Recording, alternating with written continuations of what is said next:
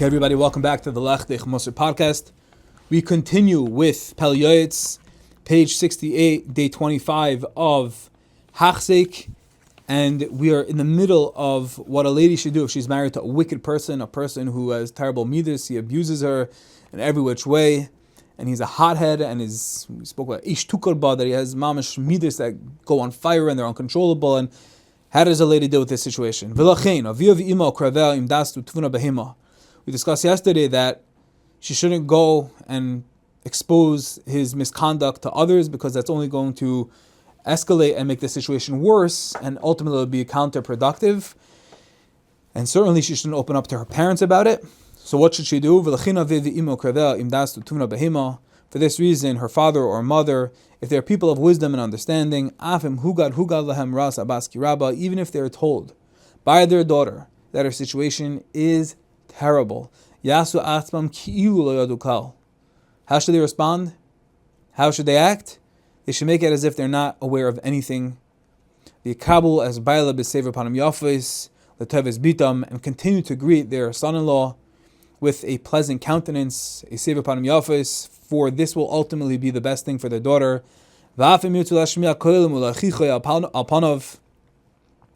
Even should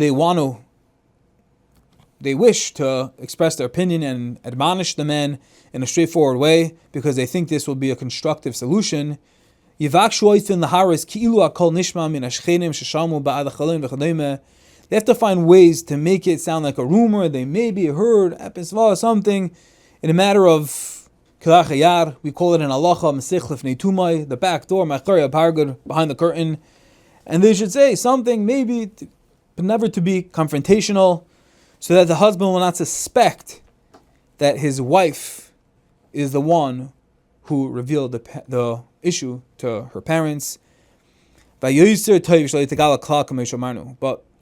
the Pele Yoeitz that the ideal, the highest level, but the best way of going about in this very uncomfortable, very complicated situation is just to pretend as if they don't know anything. We said this before in the Pele Yoeitz, that sometimes there's situations where a parent, they're being mechanech their children. Sometimes they have to act like a chirish, and like an ilam, like a deaf person and a mute, that they can't hear, they can't talk. Sometimes they have to turn a blind eye, as we say in English. And over here it's the same thing, as heart-wrenching as it is. But that's the advice we're seeing over here. And as we said yesterday, this is nothing practical. And as we mentioned from the article note, that in these times, 200 years ago, they didn't have access to what we have access to today. So obviously there's nothing concrete, there's no conclusive advice or opinion over here. This is just the text, and one should always consult with their Rav, their Das Torah, their whoever it is. And the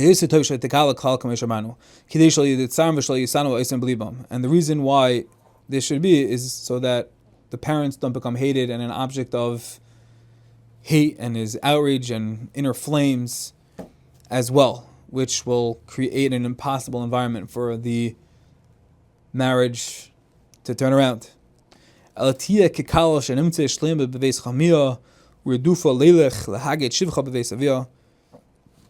Even as this terrible ordeal unfolds, the wife should act as a bride who is found to be perfect in her father-in-law's house and is eager to go report her praises in her father's house.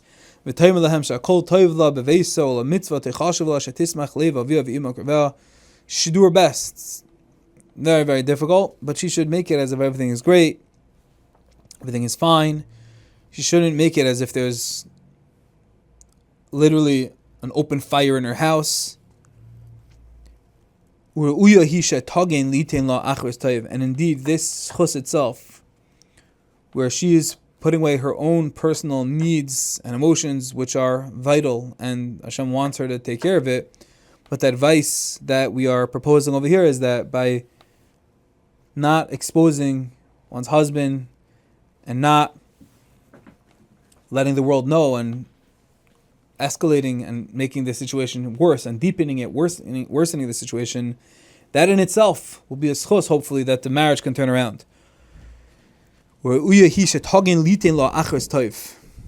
That'll be a merit that will protect her from evil and earn herself a happy end to her troubles.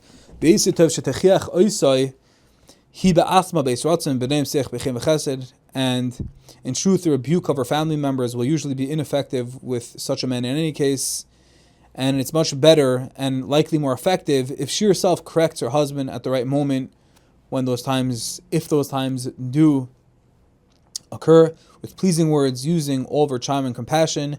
Those pockets of times are going to be way more fruitful than by telling her parents and telling her relatives and by getting them involved, because ultimately you're exposing the midas of a rasha, of a wicked person, of an abusive individual, and by letting the world know is definitely not going to be productive. On the contrary, it'll be very counterproductive. And of course, everything has a source. As it says in the pasuk in Mishlei, a soft tongue can break even a strong bone. And of course, this woman should also pour out her heart before Hashem on a daily basis. And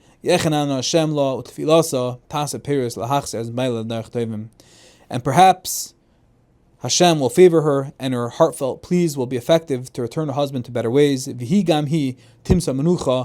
And then she too will find great reward and serenity when his behavior improves and their relationship becomes the blessed union that it should be.